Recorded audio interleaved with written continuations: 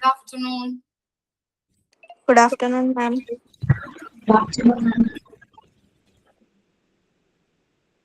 Prayer start ചെയ്തോളൂ ട്ടോ. Prayer. Dear God, thank you for this new day and for bringing us together to learn and grow. Guide our hands and mind as we explore, discover, and try new things. May our heart be filled with joy, curiosity, and peace today. Thank you. Okay, thought.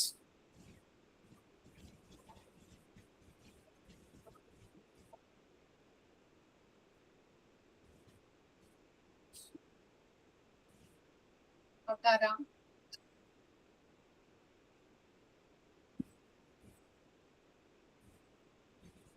Thought for the day.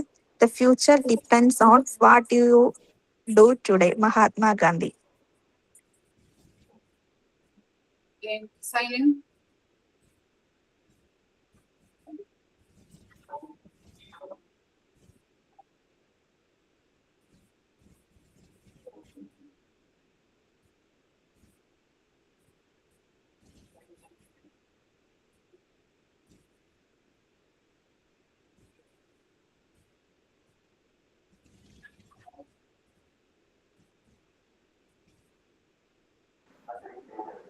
എല്ലാവർക്കും ഈ ക്ലാസ്സിലോട്ട് സ്വാഗതം. School മാനേജ്മെന്റിലെ seminar complete ആക്കിയായിരുന്നോ? Yes ma'am, school management കഴിഞ്ഞ് office management 2 സ്റ്റുഡൻസിന് കൊടുത്തായിരുന്നു മാം. അതിലൊരു കുട്ടി എടുത്തു, മറ്റേ കുട്ടി എടുത്തിട്ടില്ല. ഏതായിരുന്നു എടുക്കാനുള്ളത്? ഷാമിദു അങ്ങനെ കണ്ടൊരു പേരാ കുട്ടിയുടെ, എനിക്ക് കറക്റ്റ് അറിയത്തില്ല. അതും അനുശ്രീയും കൂടെ ആയിരുന്നു. അപ്പൊ അനുശ്രീ കഴിഞ്ഞ ക്ലാസ്സിലൊക്കെ എടുത്തായിരുന്നു. മാം, അടുത്തത് ഞാനാണ്. എടുത്തോളൂ കേട്ടോ, സ്റ്റാർട്ട് ചെയ്തോളൂ.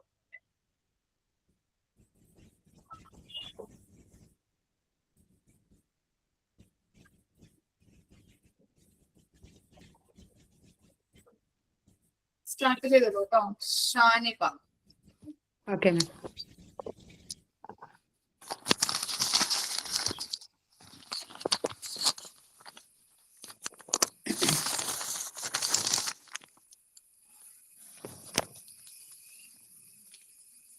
School office management. ഒരു സ്കൂൾ ഓഫീസ് മാനേജ്മെന്റ് സുഗമമായി പ്രവർത്തിക്കണമെങ്കിൽ ടീച്ചേഴ്സിന് കുറച്ച് റെസ്പോൺസിബിലിറ്റീസ് ഉണ്ട്. കുറച്ച് കാര്യങ്ങൾ കഴിഞ്ഞ ക്ലാസ്സിൽ അനുശ്രീ എടുത്തു കഴിഞ്ഞു. ഇനി ചെറിയൊരു പോർഷൻ കൂടിയേ ഇതിലുള്ളൂ. തുടങ്ങാം. യൂണിഫോം, ബുക്സ്, മാപ്പ് ഡ്രോയിങ് ബുക്സ്, ഡയറി, കലണ്ടർ പോലെയുള്ള ബുക്സ് എത്തിക്കുക എന്നുള്ളതൊക്കെ ഒരു ഓഫീസ് വർക്ക് ടീച്ചേഴ്സിൻ്റെ ഒരു റെസ്പോൺസിബിലിറ്റിയാണ്.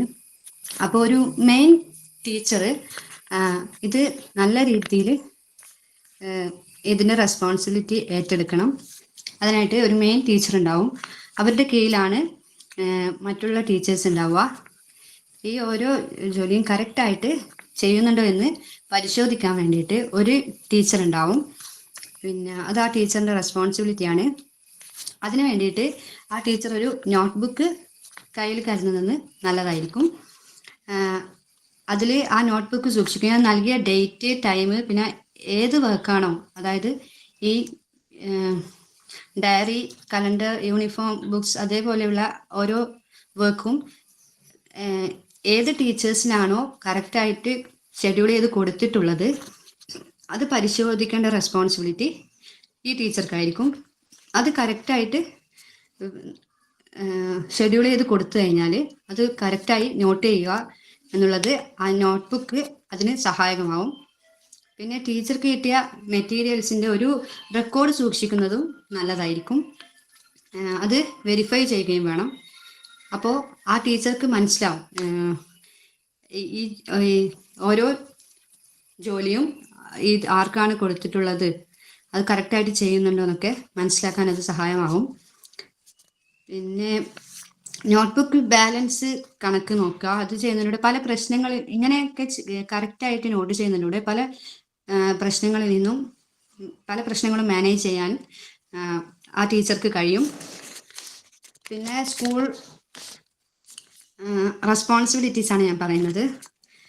മാനേജിങ് സ്റ്റുഡൻസ് റെക്കോർഡ്സ്, അതായത് സ്റ്റുഡൻസിൻ്റെ റെക്കോർഡ്സ് കൈകാര്യം ചെയ്യുക. കോർഡിനേറ്റിംഗ് ഫെസിലിറ്റി മെയിൻ്റനൻസ്, എന്തൊക്കെ മെയിൻ്റനൻസ് ഉണ്ടോ അതൊക്കെ ഒന്ന് കോർഡിനേറ്റ് ചെയ്യുക. പിന്നെ handling staff schedules, serving as the primary communication of parents students administrations, അതായത് പാരൻസിനും സ്റ്റുഡൻസിനും തമ്മിലുള്ള കമ്മ്യൂണിക്കേഷൻ വർദ്ധിക്കുക. അതൊക്കെ ഒരു ടീച്ചേഴ്സിൻ്റെ റെസ്പോൺസിബിലിറ്റിയിൽ പെടുന്നതാണ്. അപ്പോൾ മനസ്സിലാവുന്നില്ലേ ഞാൻ എടുക്കുന്നത്?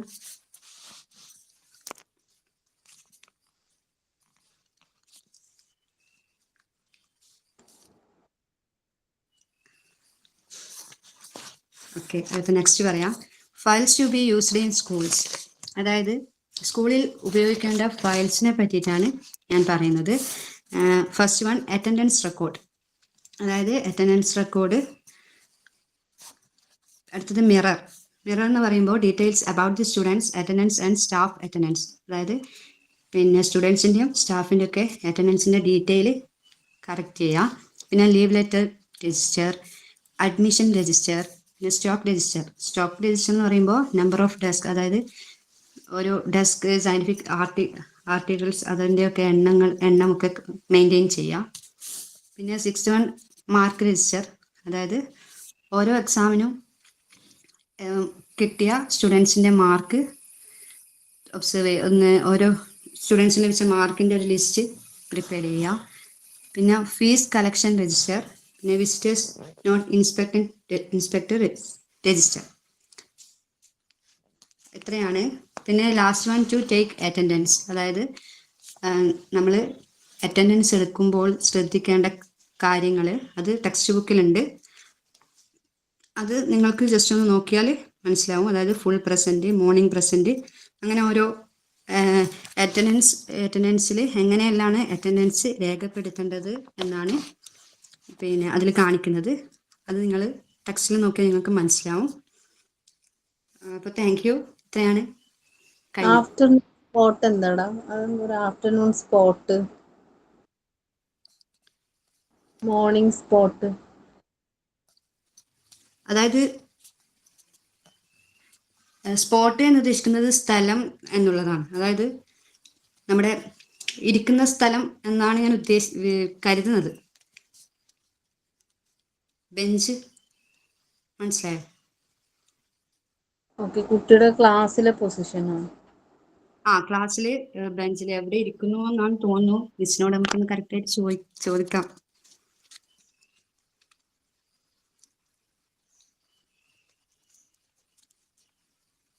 ഇത്ര വരെ ക്ലിയർ അല്ലേ എല്ലാവർക്കും?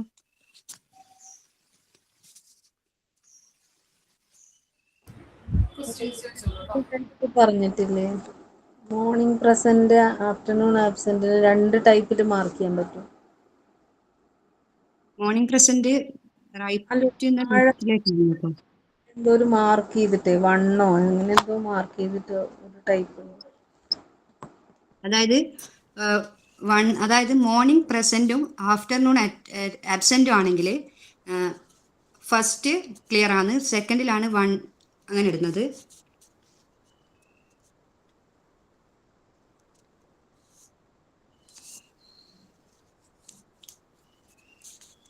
മോർണിംഗ് ലീവും ആഫ്റ്റർനൂൺ പ്രസൻറ്റും ആണെങ്കിൽ നേരെ ഓപ്പോസിറ്റ് ആയിട്ടാണ് ഇതിൽ കാണിക്കുന്നത്.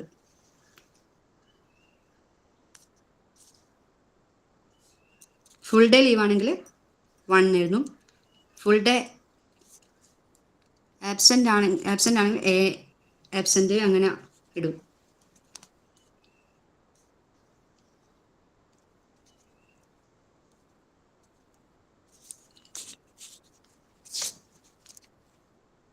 ഈ ക്വസ്റ്റ്യൻ ചോദിച്ചോട്ടെ?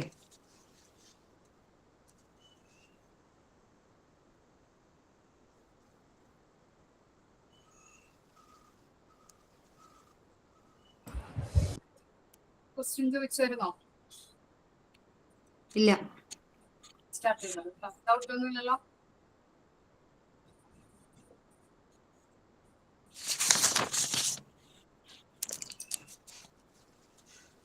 അതായത് files to be used in school, അതായത് സ്കൂളിൽ ഉപയോഗിക്കേണ്ട ഫയലുകളെ പറ്റിയിട്ട് ചോദിക്കുന്നു. മിറർ എന്നതുകൊണ്ട് ഉദ്ദേശിക്കുന്നത് എന്താണ്? സ്റ്റുഡൻസിന്റെയും സ്റ്റാഫിന്റെ അറ്റൻഡൻസ്. ഓക്കെ, ക്ലിയർ ആണ്. ഡീറ്റെയിൽസ്. ഓക്കെ, ഒന്നുകൂടി ചോദിക്കാം. മാർക്ക് രജിസ്റ്റർ എന്നതുകൊണ്ട് ഉദ്ദേശിക്കുന്നത് എന്താണ്? സ്റ്റുഡൻസിന്റെ മാർക്സിന്റെ റെക്കോർഡ്സ് മെയിൻറ്റെയിൻ ചെയ്യാനായിട്ട് യൂസ് ചെയ്യുന്നത്. ഓക്കെ, കഴിഞ്ഞ മിസ്. ക്ലിയർ ആയോ? ഓക്കെ, ഇവിടെ മോർണിംഗ് സ്പോട്ട് എന്ന് പറഞ്ഞിട്ടില്ലേ? അതായത് ഇപ്പോ കുട്ടികൾ ഇപ്പോ മോർണിംഗ് ചിലപ്പോ വരുന്നുണ്ടാവില്ല, ചിലപ്പോ ആഫ്റ്റർനൂൺ വരുന്നതൊക്കെ ഉണ്ടാവില്ലേ? അപ്പൊ അതാണ് കേട്ടോ അവിടെ കൊടുത്തിരിക്കുന്നത്. ബെഞ്ചിന്റെ കാര്യമല്ല കേട്ടോ. ഓക്കെ, മനസ്സിലായോ? ഇപ്പൊ ഉച്ചയ്ക്ക് പോകുന്ന കുട്ടികളുണ്ടാവാം, വൈകി വരുന്ന കുട്ടികളൊക്കെ ഉണ്ടാവില്ലേ? അത് മാർക്ക് ചെയ്യുന്നതാണ് കേട്ടോ. മിസ് അതേപോലെ ആഫ്റ്റർനൂൺ ആബ്സെന്റും ഉണ്ട്, ആഫ്റ്റർനൂൺ ലീവും ഉണ്ട്. അപ്പൊ ആബ്സെന്റ് പറഞ്ഞാൽ നമ്മൾ സ്വയം ആബ്സെന്റ് ആവണത്, ലീവ് എന്ന് പറഞ്ഞാൽ സ്കൂൾ ലീവ് ആയിരിക്കും, അതാണ് ഉദ്ദേശിക്കുന്നത്. അതാണ് ഉദ്ദേശിക്കുന്നത്. ഡൗട്ട് ഉണ്ടോ? മതി, ഇങ്ങനത്തെ കാര്യങ്ങളൊന്നും വരാറില്ല. ഞാൻ കണ്ടിട്ടില്ല ക്വസ്റ്റ്യൻ പേപ്പറിൽ ഇങ്ങനത്തെ കാര്യങ്ങൾ കുറിച്ച് കണ്ടിട്ടില്ല. ഓക്കെ, ഞാൻ മോക്ക് ടെസ്റ്റ് തരാട്ടോ. ഞാൻ കുറച്ച് പെൻഡിങ് ഉണ്ട്, മോക്ക് ടെസ്റ്റ് ഞാൻ തരാം. യെസ് മാം, ഒത്തിരി പേര് ആ റെക്കോർഡിംഗ് ക്ലാസ് കാണുന്നവരൊക്കെ മെസ്സേജ് അയച്ച് മാമിനോട് ഒന്ന് പറയണമെന്ന് പറഞ്ഞായിരുന്നു. Mock test part 4 mock test ഒന്നും കിട്ടിയിട്ടില്ലെന്ന്. അല്ലേ? പിന്നെ പാർട്ട് 3 ടെൻഡൻസീസ് ഓഫ് മാൻ, അത് മാം കംപ്ലീറ്റ് ചെയ്തായിരുന്നു. അതില് ചെയ്തു, അതും തരാം. ഇനിയിപ്പോ പാർട്ട് 3 മൂവ്മെന്റ്സ് ആണ് എടുക്കുന്നത്. യൂണിറ്റ് 8 ടെൻഡൻസി 9 ആയിരുന്നില്ല, യൂണിറ്റ് 8 ആണ് എടുക്കാൻ പോകുന്നത്. പേജ് നമ്പർ ഒന്ന് പറഞ്ഞു കൊടുത്തോളൂ കേട്ടോ, കിട്ടിയത്. 142 മാം.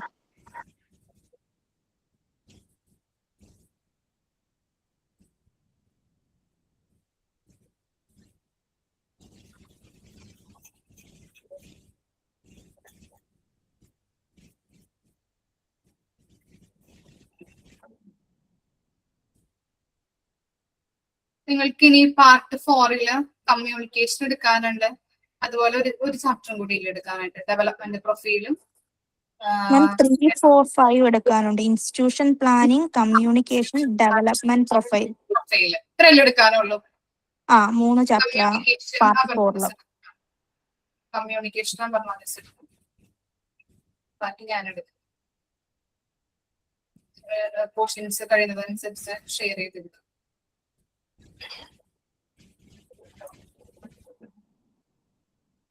യൂണിറ്റ് 8 കേട്ടോ, 142 ആണ് യൂണിറ്റ് 8.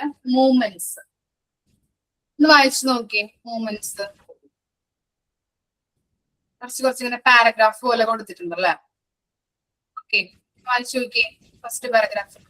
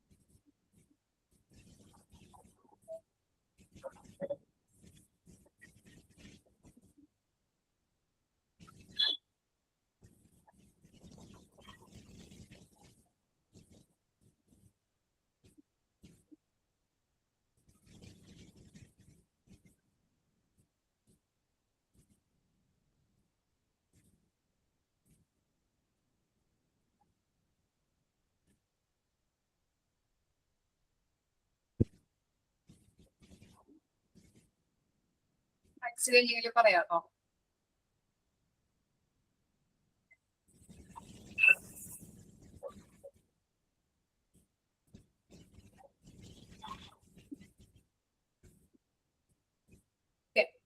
എക്സ്പ്ലെയിൻ ചെയ്യാൻ പറ്റും ഫസ്റ്റ് പാരഗ്രാഫ് എന്താണ് അതിൽ പറഞ്ഞിരിക്കുന്നത്? മാം അതിൽ മോണ്ടിസോറി പറയുന്നത് മൂവ്മെന്റ്സിനാണ് വെരി ഇമ്പോർട്ടൻറ്റ്. ചൈൽഡ് ഡെവലപ്മെന്റിൽ മൂവ്മെന്റ്സിനാണ് വെരി ഇമ്പോർട്ടൻറ്റ്. പക്ഷെ ചില സ്കൂളുകളിലൊക്കെ ലെസൺസിനാണ് അവർ ഇമ്പോർട്ടൻസ് കൊടുക്കുന്നത്. ഇങ്ങനെയുള്ള ഈ ഫിസിക്കൽ എഡ്യൂക്കേഷനോ ഗെയിംസിനോ ഒക്കെ അതൊക്കെ പ്രാധാന്യം കുറവായിരിക്കും. അതാണ്. പിന്നെ മൂവ്മെന്റ് ഉണ്ടെങ്കിലേ ഉള്ളൂ നമ്മുടെ മൈൻഡും എല്ലാം ഡെവലപ്പ് ആവത്തുള്ളൂ. ആ മൂവ്മെന്റ്സിനാണ് ഏറ്റവും ഇമ്പോർട്ടൻസ് എന്നാണ് പറയുന്നത്. എന്താണ് പാരഗ്രാഫില് ചിക്കു പറഞ്ഞതുപോലെ ഡോക്ടർ മരിയ മോണ്ടിസോറി പറയുന്നത് എന്താണ്? കുട്ടികളുടെ ഡെവലപ്മെന്റിന് ഏറ്റവും ഇമ്പോർട്ടന്റ് ആയിട്ടുള്ള ഫാക്ടർ ആണ് മൂവ്മെന്റ്സ്, അല്ലെ? ചലനം എന്ന് പറയുന്നത്, അല്ലെ? ചലിച്ചാൽ മാത്രമാണ് അവർക്ക് ഉണ്ടാവുള്ളൂ, കുട്ടികളുടെ ഡെവലപ്മെന്റ് ഉണ്ടാവുള്ളൂ എന്നാണ് പറയുന്നത്. അതുപോലെ തന്നെ ഇവിടെ പറയുന്നുണ്ട്, ഇപ്പോ പണ്ട് കാലങ്ങളിലൊക്കെ നമ്മൾ പഠിച്ചിരിക്കുന്ന കാലഘട്ടത്തൊക്കെ എങ്ങനെയാണ് ലെക്ചേഴ്സ് ആയിട്ടാണ് ടീച്ചേഴ്സ് ഒക്കെ ലെസൺ എടുക്കുന്നത്, അല്ലെ? അതുപോലെ അവരെ വായിക്കും, നമുക്ക് കൺസെപ്റ്റ്, അല്ലെ, കാര്യങ്ങളൊക്കെ പറഞ്ഞു തരും. അത് നോക്കി നമ്മൾ കാണാപ്പാഠം പഠിക്കുന്നത്, അല്ലെ? കേട്ടോ, അങ്ങനെയല്ലേ ചെയ്യുന്നത്, അല്ലെ? എന്താണ് ലെക്ചർ ബുക്ക് നോക്കി വായിക്കാൻ നമ്മൾ കാണാപ്പാഠം പഠിക്കാം. പക്ഷേ ഈ നമ്മുടെ മോണ്ടിസോറി കൺസെപ്റ്റ് പ്രകാരം അല്ലെങ്കിൽ മോണ്ടിസോറി സ്കൂളിലൊക്കെ എങ്ങനെയാ ചെയ്യുന്നത്? ഓരോ മെറ്റീരിയൽസും കൊടുത്ത് ഓരോ ആക്ടിവിറ്റീസിലൂടെയാണ് അവർക്ക് ഓരോ കാര്യങ്ങളും, ഇപ്പൊ നമ്പേഴ്സ് പഠിപ്പിക്കുന്നതായാലും ആൽഫബറ്റ് പഠിപ്പിക്കുന്നതായാലും അതുപോലെ തന്നെ കളറ്, അല്ലെ? നമ്മളിപ്പോ പ്രാക്ടിക്കൽ ക്ലാസ് കഴിഞ്ഞ് എങ്ങനെയുണ്ടായിരുന്നു പ്രാക്ടിക്കൽ ക്ലാസ്സിന് വന്നവരുടെ എക്സ്പീരിയൻസ് എങ്ങനെയുണ്ടായിരുന്നോ? നന്നായിരുന്നോ? ഏതാ ചോദിക്കാൻ വിട്ടുപോയി, പിന്നെ നമുക്ക് ക്ലാസ്സിലൊക്കെ കേട്ടിട്ടില്ലല്ലോ, അല്ലെ? ഓക്കെ, നന്നായിരുന്നു അല്ലെ? അടിപൊളിയായിരുന്നു. ഓക്കെ, എന്താ സുബി ക്ലിയർ ആയില്ല പറഞ്ഞത്? ഓക്കെ, വരാത്തവരുടെ ഒരു നഷ്ടമായിട്ട് നമുക്ക് പറയാൻ പറ്റില്ല, ഇല്ലേ? വന്നവർക്കൊക്കെ നല്ലൊരു എക്സ്പീരിയൻസ് ആയിരുന്നു. കാരണം കുറെ അധികം മെറ്റീരിയൽസ് കണ്ടു. നമ്മള് വരാത്തവര് സാരില്ല, വിഷമിക്കേണ്ട. ഓക്കെ, ചിലപ്പോ ബുദ്ധിമുട്ട് കൊണ്ടും അല്ലെങ്കിൽ എന്താ നെക്സ്റ്റ് ബാച്ചിന്റെ ഒപ്പം അറ്റൻഡ് ചെയ്യാന്ന് വിചാരിക്കുന്നു. ചോദിച്ചിട്ടുണ്ടായിരുന്നല്ലേ മിസ്സിനോട് PG ക്ലാസ് വെച്ചിട്ട്? അപ്പൊ അങ്ങനെയാണെങ്കിൽ അങ്ങനെ അറ്റൻഡ് ചെയ്യും. പിന്നെ ഫ്രണ്ട്സിനെ ഒന്നും കാണാനായിട്ട് പറ്റില്ല, എന്നാലും കുഴപ്പമില്ല, നമുക്ക് മെറ്റീരിയൽസ് കാര്യങ്ങൾ പരിചയപ്പെടാൻ പറ്റും. എങ്ങനെയാണ് അത് യൂസ് ചെയ്യുന്നത്, എങ്ങനെയാണ് പിടിക്കുന്നത് പോലും നമ്മള് ശരിക്കും പറഞ്ഞിട്ടുണ്ടെങ്കിൽ പ്രാക്ടിക്കൽ ക്ലാസ് ഓൺലൈൻ തെക്കുമ്പോൾ നിങ്ങൾക്ക് അങ്ങനെ ക്ലിയർ ആവില്ല. പക്ഷെ വന്ന് അത് ഒരു എക്സ്പീരിയൻസ്ഡ് ആകുമ്പോൾ നിങ്ങൾക്ക് എല്ലാ കാര്യങ്ങളും ക്ലിയർ ആയിട്ടും തറായിട്ടും മനസ്സിലാവും, അല്ലേ? നമ്മൾ ഓരോ കാര്യങ്ങൾ ചെയ്ത് നോക്കി, അത് തൊട്ട് നോക്കി, മെറ്റീരിയൽസ് അതെങ്ങനെ പിടിക്കുന്നത് പോലും നമ്മൾ പരിചയപ്പെട്ടു, അല്ലെ? എങ്ങനെയാണെന്നുള്ളത് വിഷൻസ് കറക്റ്റ് ആയിട്ട് എല്ലാവരുടെയും, അല്ലെ, പറഞ്ഞു തന്നിട്ടുണ്ടായിരുന്നു. എല്ലാവരുടെ ഒപ്പം നിന്നിരുന്നു, അല്ലെ? ഓക്കെ, നല്ലൊരു എക്സ്പീരിയൻസ് ആയിരുന്നു. ഓക്കെ, അപ്പോ മോണ്ടിസോറി അല്ലെങ്കിൽ മോണ്ടിസോറി സ്കൂളില് അല്ലെങ്കിൽ ആ മെത്തേഡില് കുട്ടികൾക്ക് ഓരോ മെറ്റീരിയൽസ് കൊണ്ടാണ് നമ്മൾ ഓരോ കാര്യങ്ങൾ പഠിപ്പിക്കുന്നത്. കളേഴ്സ് ആയാലും ആൽഫബറ്റ്സ് ആയാലും അതുപോലെ തന്നെ നമ്പേഴ്സ് ആയാലും നമ്മൾ ഓരോ മെറ്റീരിയൽസ് വെച്ചിട്ടാണ്, അല്ലെ, പഠിപ്പിക്കുന്നത്. അപ്പൊ എന്താണ് അവരില് പണ്ട് കാലത്തുള്ള കുട്ടികളെ അപേക്ഷിച്ച് അവരുടെ ഡിഫറൻസ് എന്തായിരിക്കും? അവർക്കുള്ള ഒരു അഡ്വാൻറ്റേജ് എന്തായിരിക്കാം? അവർക്ക് ഒന്നുകൂടി നന്നായിട്ട് മനസ്സിലത് പതിയും. കറക്റ്റ് കാണുമ്പോ കളർഫുൾ ആയിട്ടുള്ള ഐറ്റംസ് ഒക്കെ കാണുമ്പോ അവർ പെട്ടെന്ന് ശ്രദ്ധിക്കും. പിന്നെ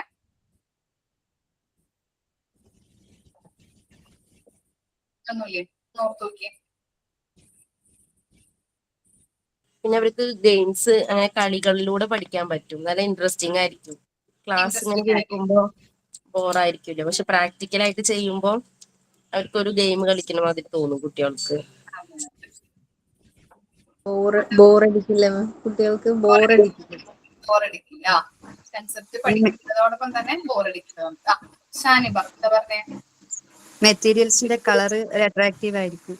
അട്രാക്റ്റീവ് ആയിട്ട് കിട്ടുന്നുണ്ട്, അല്ലെ? അത് പഠിക്കുന്നുണ്ട്, പക്ഷെ അവരുടെ അതില് ഒരു അട്രാക്ഷൻ അവർക്ക് കിട്ടുന്നുണ്ട് അതിനകത്ത്. പിന്നെ പറഞ്ഞിട്ട് മനസ്സിലാവുന്നതിലും കൂടുതൽ അവര് പ്രാക്ടിക്കലായി ചെയ്യുമ്പോൾ ഒന്നുകൂടെ അവർ പെട്ടെന്ന് ക്യാച്ച് ചെയ്യും. പെട്ടെന്ന് അണ്ടർസ്റ്റാൻഡ് ചെയ്യാനായിട്ട് പറ്റും, അല്ലെ? മനസ്സിലാക്കാനായിട്ട് പറ്റും. ശ്രീയ ആ മൂവ്മെന്റ് ചെയ്യുമ്പോ അവരെ കൈകളൊക്കെ പ്രവർത്തിക്കല്ലേ, ആ അപ്പോ അവർക്ക് പെട്ടെന്ന് ക്യാച്ച് ചെയ്യാൻ പറ്റൂലേ? ക്യാച്ച് ചെയ്യാൻ ഫൈൻ മോട്ടോർ സ്കിൽസ് ഡെവലപ്പ് ആവും അല്ലെ. പിന്നെ അവരറിയാതെ തന്നെ പഠിച്ചു പോകും കാര്യങ്ങൾ, ഈസി ലേണിംഗ്. അതെ അതെ, യൂസ് ചെയ്ത് ഇപ്പൊ നമ്മളായാലൊന്ന് ചിന്തിച്ച് നോക്കാം, പ്രാക്ടിക്കൽ ക്ലാസ്സിന് വന്നവർക്ക് അറിയാൻ പറ്റും അല്ലെ. നിങ്ങൾ ഓൺലൈനായിട്ട് നമ്മൾ ഓരോ കാര്യങ്ങൾ ചെയ്യുമ്പോ അയ്യോ ഇതെങ്ങനെ ചെയ്യാൻ പറ്റുമോ, ഒരു ഭയവും പേടിയൊക്കെ ചിലപ്പോൾ ഉണ്ടായിരിക്കാം ചില കുട്ടികൾക്ക്. പക്ഷെ വന്ന് അത് കൈകൊണ്ട് തൊട്ട് ഓരോ കാര്യങ്ങൾ പഠിക്കുമ്പോഴും അവർ ഇൻട്രസ്റ്റിംഗ് ആവും. ഓരോ കാര്യങ്ങൾ ഇപ്പൊ സുബിയൊക്കെ വന്നിട്ട് ഓരോന്ന് ചെയ്ത് അത് കഴിഞ്ഞ് പിന്നെ അടുത്ത മെറ്റീരിയൽ അവര് തന്നെ എടുക്കാനായിട്ട് ഞങ്ങൾ എടുത്ത് കൊടുക്കുന്നതിലും കൂടുതലായിട്ട് അവർ ഓരോന്നും ചെയ്ത് അത് കഴിഞ്ഞാൽ അത് അതേ സ്ഥാനത്ത് കൊണ്ടുവന്ന് വെക്കും. പിന്നെ ഓരോന്നും അവര് തന്നെ ഓരോ കുട്ടികളും കേട്ടോ, മാത്രമല്ല. പക്ഷെ അതൊക്കെ ഒരു ഇൻട്രസ്റ്റിംഗ് ആയിട്ടുള്ള കാര്യങ്ങളാണ്. അപ്പോ അവര് തന്നെ എടുത്ത് കൊണ്ടുപോവാ, അത് കഴിഞ്ഞ് അടുത്ത മെറ്റീരിയൽ എടുത്ത്. അപ്പോ അതൊക്കെ എന്താ, നമുക്ക് ശരിക്കും പറഞ്ഞിട്ടുണ്ടെങ്കിൽ ഇൻട്രസ്റ്റിംഗ് ആയിട്ടുള്ള മേഖലകളായതുകൊണ്ടാണ് നമ്മൾ അങ്ങനെ ചെയ്യുന്നത് അല്ലെ.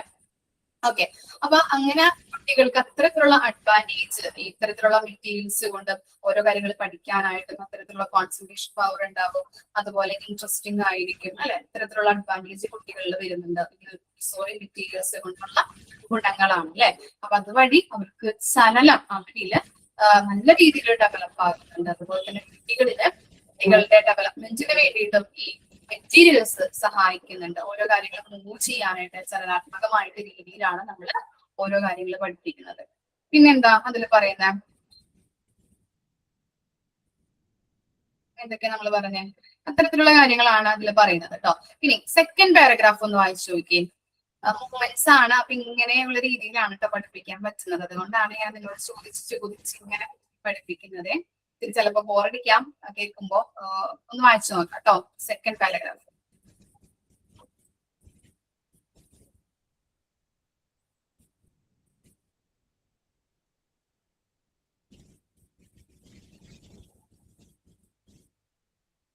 ഫസ്റ്റ് പാരയിൽ ഒരു അക്യുമെൻ എന്ന് പറഞ്ഞിട്ട് എന്തോ ഒരു വേർഡ്.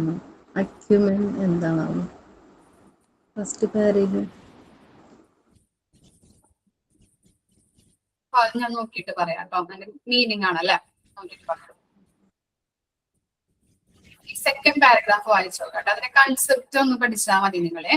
ഓരോ പാരഗ്രാഫിന്റെ കൺസെപ്റ്റ് എന്താണുള്ളത് ഒന്ന് ഓർത്ത് വെച്ചാൽ മതി. നമുക്ക് ഇങ്ങനെ ലെസൺ എടുക്കാൻ പറ്റുള്ളൂ. ഇപ്പൊ ടെൻഡൻസി ആയാലും ഡിഫറെന്റ് ടെൻഡൻസീസ് ഇത് നമ്മൾ എക്സാമ്പിൾസിലൂടെ ഒക്കെ പഠിച്ചല്ലേ. അതുപോലെ തന്നെയാണ് ഈ മൂവ്മെന്റ്സ്. ചിലപ്പോൾ നമുക്ക് വായിക്കുമ്പോൾ ബോറടിക്കാം, ചിലപ്പോൾ ഒന്നും മനസ്സിലാവാത്തൊരവസ്ഥ ഉണ്ടാവും. അതുകൊണ്ടാണ് കൺസെപ്റ്റ് മാത്രം ഇങ്ങനെ പറഞ്ഞു പോകുന്നത്. ഓക്കെ, അപ്പൊ സെക്കൻഡ് പാരഗ്രാഫ് ഒന്ന് വായിക്കാം.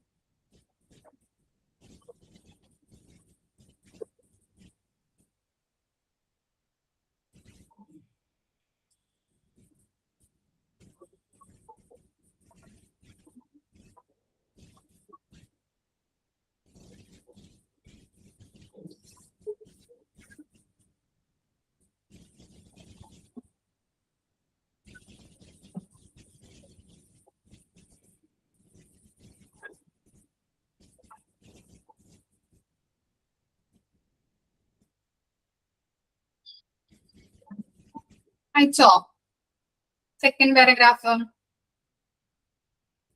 എന്താ അതില് പറയുന്നത്, എക്സ്പ്ലെയിൻ ചെയ്യാൻ പറ്റുമോ?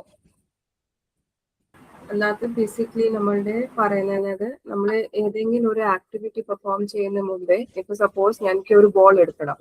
ആ ബോൾ എടുക്കണം എന്ന് പറഞ്ഞാൽ അതിനകത്ത് നമ്മുടെ കുറെ ആക്ടിവിറ്റീസ്, ബോഡി ഫങ്ഷനിങ്ങും മൈൻഡ് ഫങ്ഷനിങ്ങും നമുക്ക് വേണം. ഇത് നമ്മള് ഇപ്പൊ നമ്മൾ ചിന്തിച്ചു എനിക്ക് ആ ബോൾ എടുക്കണം, അപ്പൊ എന്റെ കാലുകൂടെ ആ മെസ്സേജ് പോവാ, കാലിനോട്ട് ആ മെസ്സേജ് പോയിട്ട് എന്റെ ബ്രെയിൻ ആ മെസ്സേജ് ഫോളോ ചെയ്യുന്നത്. അത് കൂടാതെ നമ്മൾ അവിടെ നടന്നു പോകുമ്പോൾ അവിടെ പോയിട്ട് അടുത്ത മെസ്സേജ് എന്റെ ബ്രെയിൻ സപ്ലൈ ചെയ്യുന്ന ഹാൻഡ്സിന് അത് പോയി എടുക്കണം. അപ്പൊ ആ ഒരു പ്രോസസ്സിനെ നമുക്ക് ഫോളോ ചെയ്യാനായിട്ട് നമുക്ക് ഹെൽപ്പ് ചെയ്യുന്നുണ്ട്. മീൻസ് ഇപ്പം കുറച്ച് മുമ്പേ പ്രസ് ചെയ്ത എനിക്ക് തോന്നുന്നു ചോദിച്ചാൽ അക്യുമിനേഷൻ പേര് വേർഡിന്റെ ടേമിന്റെ അർത്ഥം എന്തുവാ. അപ്പൊ ഈ ലൈൻ തന്നെ അതിന്റെ വേർഡിന്റെ അർത്ഥം ഇറ്റ്സ് എൻ എബിലിറ്റി ടു നമുക്ക് ക്വിക്ലി ആൻഡ് സ്പീഡ്ലി ഒരു ഡിസിഷൻ എടുക്കാനായിട്ടുള്ള ഹെൽപ്പ് ചെയ്യാനായിട്ട് സഹായിക്കുന്നതാ ഇതിന്റെ കാര്യങ്ങളാ ഇതിനകത്ത് പറഞ്ഞിട്ടുള്ളത്. ആരെങ്കിലും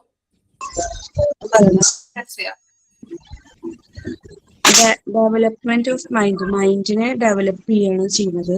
പിന്നെ ഈ മൂവ്മെന്റ് ഉണ്ടാവുന്നത് ഫലമായിട്ട് മനസ്സിന്റെ വികാസത്തെ സഹായിക്കുന്നുണ്ട്. പിന്നെ നമ്മളെ തലച്ചോറാണല്ലോ, ബ്രെയിനുകളാണ് നമുക്ക് സിഗ്നൽ തരുന്നത്. അതുകൊണ്ടാണ് നമ്മളെ മൂവ്മെന്റ് ഉണ്ടാവുന്നത്. അത് ശരീരങ്ങൾ അനങ്ങുന്നത് എന്താണ്, നമ്മളെ സിഗ്നൽ തരുന്നത് തലച്ചോറാണ്, അതായത് ബ്രെയിനാണ് അതിന് ഇമ്പോർട്ടൻസ് കൊടുക്കുന്നത്. അതുകൊണ്ടാണ് നമ്മൾ നടക്കുന്നതും അതുപോലെ നമ്മൾ ചിന്തിച്ച കാര്യങ്ങളാണല്ലോ നമ്മൾ ചെയ്യാറുള്ളത്. ചില കാര്യങ്ങൾ നമ്മൾ ചിന്തിച്ചിട്ടാണ് നമ്മൾ ആലോചിച്ച് ചെയ്യുന്നത്. അപ്പോ അതൊക്കെ എന്ന് പറയുന്നത് ബ്രെയിനുമായിട്ട് ബന്ധപ്പെടുന്നുണ്ട് ഈ ഒരു മൂവ്മെന്റ് എന്ന് പറയുന്നത്.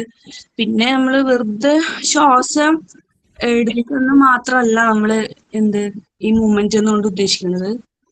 ചില പ്രവർത്തികളൊക്കെ ചെയ്യുമ്പോൾ മനസ്സും ചിന്തയും ഒരുമിച്ച് ചെയ്യുമ്പോഴാണ് അവിടെ കുട്ടിക്ക് കൂടുതൽ വികസിക്കാനുള്ള ഒരു ഹെൽപ്പ് ഉണ്ടാവുന്നുണ്ട്. പിന്നെ നമ്മളെ എൻവയോൺമെന്റിനെ കുറിച്ച്, അതായത് പരിസരങ്ങളെ കുറിച്ച് പഠിക്കാനും സ്വന്തം കാര്യങ്ങളെ പേഴ്സണാലിറ്റി കീപ്പ് ചെയ്യാനും നമ്മൾ ഈ മൂവ്മെന്റ് ഹെൽപ്പ് ചെയ്യുന്നുണ്ട്. Okay ma'am. ഇത്രയും കാര്യങ്ങളാണ് ആ പാരഗ്രാഫിൽ മനസ്സിലല്ലേ. എന്താണ് ഒരു മൂവ്മെന്റ് എന്ന് പറഞ്ഞാൽ, ചലനം എന്ന് പറഞ്ഞിട്ടുണ്ടെങ്കിൽ മൈൻഡിന്റെ ഡെവലപ്മെന്റിനെ സഹായിക്കുന്നുണ്ട്, ഹെൽപ്പ് ചെയ്യുന്നുണ്ട്.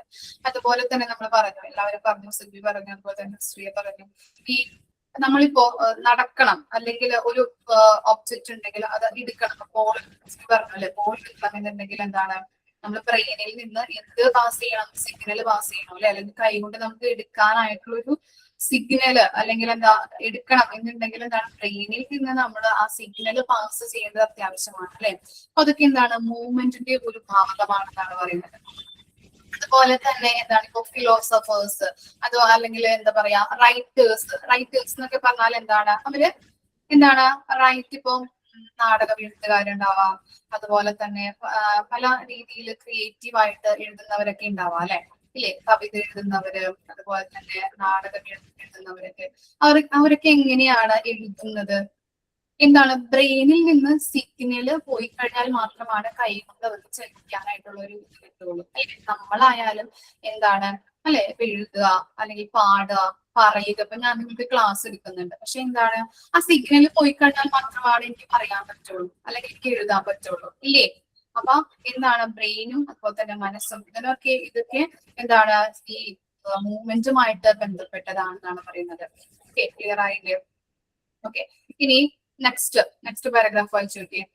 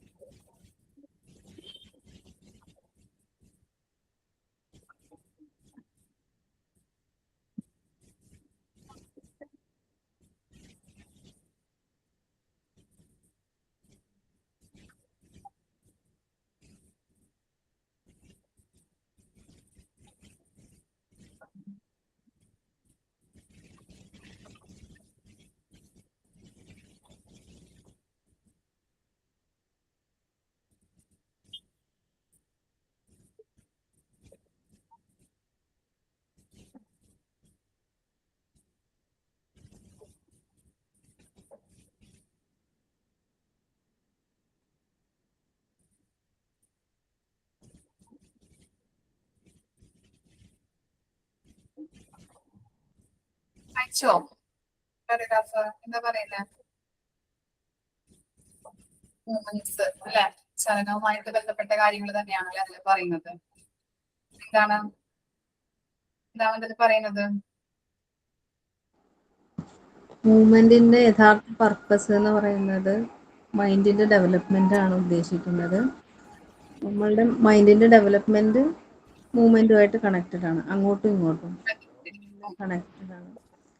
എല്ലാ മൂവ്മെന്റ്സിനും ഒരു ട്രിക്കി ആയിട്ടും ഡെലിക്കേറ്റ് ആയിട്ടും മെഷീനറി നമ്മളുടെ ശരീരത്തിൽ പ്രവർത്തിക്കുന്നുണ്ട്. പക്ഷെ മനുഷ്യനെ സംബന്ധിച്ചിടത്തോളം ബൈ ബർത്ത് അത് സെറ്റിലല്ല. അത് സെറ്റിലാവാൻ ഒരുപാട് ആക്ടിവിറ്റീസ് കുട്ടി വേൾഡില് അതിനു വേണ്ടി കുട്ടിക്ക് ഇന്റേണൽ പവർ ഉണ്ട്. ആ കോർഡിനേഷൻ ക്രിയേറ്റ് ചെയ്യാനുള്ള പവർ കുട്ടിക്ക് ഓൾറെഡി ഉണ്ട് അവന്. പിന്നെ മൂവ്മെന്റ്സും ആക്ടിവിറ്റിയും ഒരു ചൈൽഡ്ഹുഡിന് നാച്ചുറലായി തന്നെ സംഭവിക്കുന്ന ഒരു കാര്യമാണ്. അതാരും പഠിപ്പിക്കുന്നില്ല, ഇറ്റ് ഈസ് ഓൾറെഡി അങ്ങനെ വരുന്നതാണ് കുട്ടിക്ക്. അതുവഴി ആക്ടിവിറ്റിയും മൂവ്മെന്റ്സിലൂടെയും കുട്ടി പുതിയ പുതിയ കാര്യങ്ങൾ പഠിക്കുന്നു. ആക്ടിവിറ്റിയിലൂടെയാണ് ഡെവലപ്മെന്റും കുട്ടിയിൽ സംഭവിക്കുന്നത്. മൂവ്മെന്റിലൂടെയാണ് കുട്ടിയുടെ ബുദ്ധിപരമായിട്ടുള്ള വികാസം സംഭവിക്കുന്നത്. കുട്ടി എല്ലാം കോർഡിനേറ്റ് ചെയ്യുന്നതിലൂടെ ആ മൂവ്മെന്റ്സിലൂടെ ഒരുപാട് കാര്യങ്ങൾ കുട്ടി റെക്കോർഡ്സ് ആയിട്ട് പിന്നീട് അത് ബ്രെയിനിൽ സ്റ്റോർ ചെയ്യുന്നുണ്ട്, ഇമോഷൻസ് ആയിട്ട് ഓരോ എക്സ്പീരിയൻസിനെയും. അതൊക്കെയാണ് ആ പാരഗ്രാഫിൽ മൂവ്മെന്റ്സുമായിട്ട് ബന്ധപ്പെട്ട കാര്യങ്ങളാണ്. എന്താണ് മൈൻഡ് ഡെവലപ്പ് ആകുന്നുണ്ടെന്ന് പറയുന്നുണ്ട് അല്ലെ മൂവ്മെന്റ്സിലൂടെ. അതുപോലെ തന്നെ മൈൻഡും അതുപോലെ തന്നെ ബ്രെയിനും തമ്മിലൊരു കണക്ഷൻ അല്ലെ, മൂവ്മെന്റ്സും mental development must be connected with movements അല്ലെ. രണ്ട് തമ്മിലും മെന്റലായിട്ട് മൂവ്മെന്റ്സും കണക്ഷൻ ഉണ്ടെന്നാണ് പറയുന്നത്. അതുപോലെ തന്നെ ഒരു കുട്ടി ജനിച്ചു കഴിയുമ്പോൾ തന്നെ അവനില് എന്താണ് പെട്ടെന്ന് അവരുടെ ചലനങ്ങൾ നടക്കും ഇല്ല, പതുക്കെ പതുക്കെയാണ് അല്ലെ. കൈകാലുകൾ നിൽക്കുന്നു, അതുപോലെ തന്നെ അവർ 3 മാസമാകുമ്പോൾ അവന്റെ ഹെഡ് കറക്റ്റ് ആയിട്ട് നിൽക്കാനായിട്ട് പതുക്കെ പതുക്കെയാണ് കുട്ടികളുടെ ഡെവലപ്മെന്റ്സുകൾ ഉണ്ടാകുന്നത് അല്ലെ. പെട്ടെന്ന് ജനിച്ചു വീഴുമ്പോൾ തന്നെ ഓടി നടന്നു കുട്ടി ഇല്ല, പതുക്കെ പതുക്കെയാണ് ചലനങ്ങൾ സംഭവിക്കുന്നത്, ഡെവലപ്മെന്റ് ഉണ്ടാകുന്നത്. ഓക്കെ, അതുപോലെ തന്നെ കുട്ടി നമ്മള് അവന് എന്താണ് എന്താ പറയാ ഒറ്റയ്ക്ക് ഇരുത്തി കഴിഞ്ഞിട്ടുണ്ടെങ്കിൽ കൂടുതലായിട്ട് നടക്കും കുട്ടിയില്.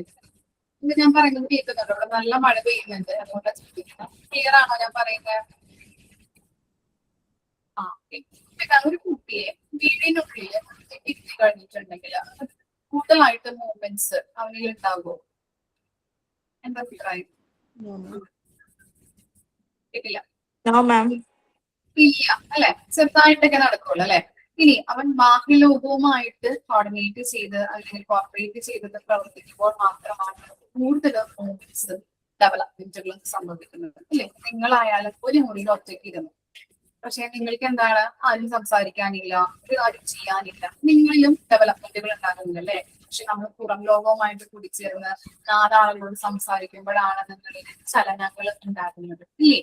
അതുപോലെ തന്നെയാണ് കുട്ടിയിലും എന്താണ് ബാഹ്യ ലോകവുമായിട്ട് അവൻ കോർഡിനേറ്റ് ചെയ്ത് പ്രവർത്തിക്കുമ്പോഴാണ് അവനിക്ക് ഡെവലപ്മെന്റ്സുകൾ ഉണ്ടാകുന്നത്. ഓക്കെ, ഇത്രയും കാര്യങ്ങളാണ് അതിൽ പറയുന്നത്. ഓക്കെ, ഇനി നെക്സ്റ്റ് പാരഗ്രാഫ് ഒന്ന് വായിച്ചു നോക്കിയേ.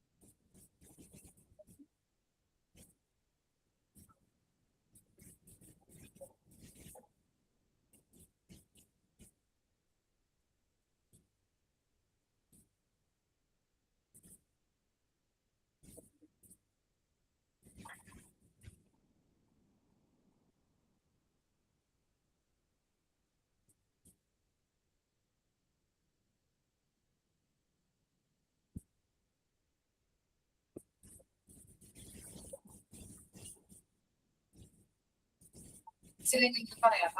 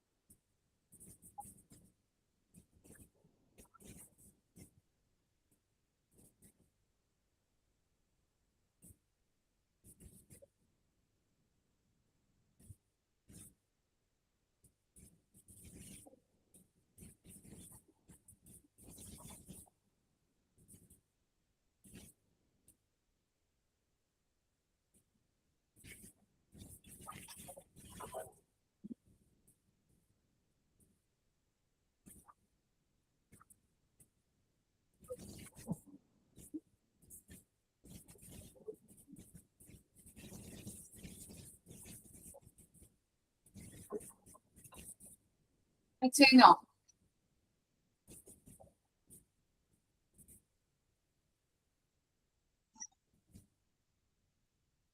ആരെങ്കിലും പറയാൻ വായിച്ചു കഴിഞ്ഞാൽ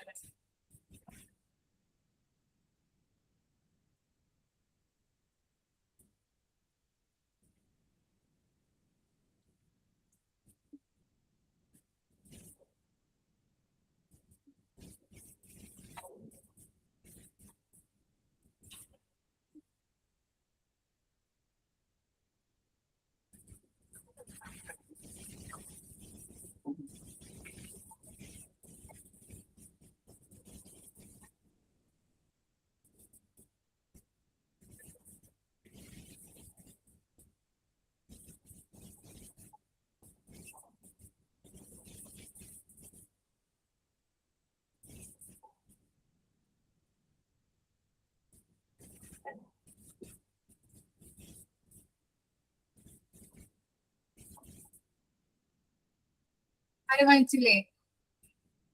പിന്നെ പാരഗ്രാഫിൽ പറയുന്നത് ഒന്നും മനസ്സിലായില്ല.